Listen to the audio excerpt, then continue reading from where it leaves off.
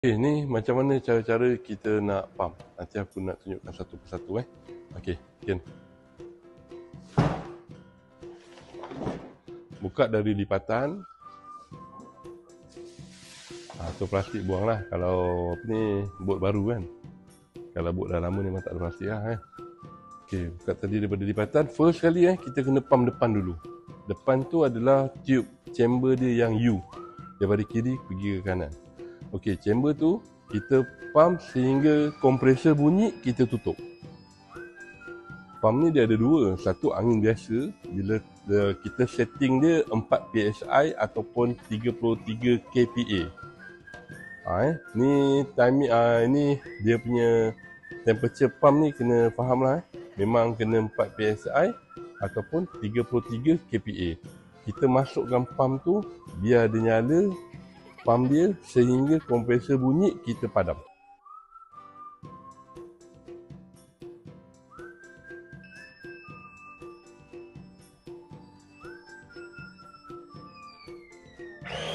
Okey, ini dah boleh padam. Okey. Yang depan kompresor bunyi terus padam. Dan nanti aku bagi tahu sebab dia. Lepas tu masuk sebelah tepi, sama ada kiri atau kanan tak kisah. Yang ini sampai kompresor berhenti sendiri. Tapi sebelum kau pump, kau kena tekan balik lah yang butang valve. Okay, yang ini pump sehingga kompresor stop.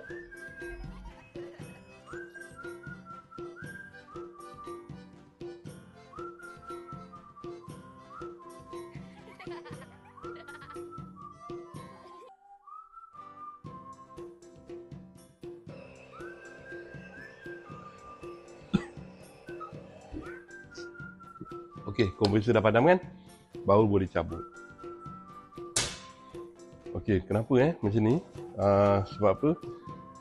Bila sini dah keras, sana dah ada support angin. So, tengah-tengah tu ada divider. Sekejap lagi nanti saya akan tunjuk tengah-tengah punya divider. Masuk pula sebelah kiri pun sampai kompresor padam.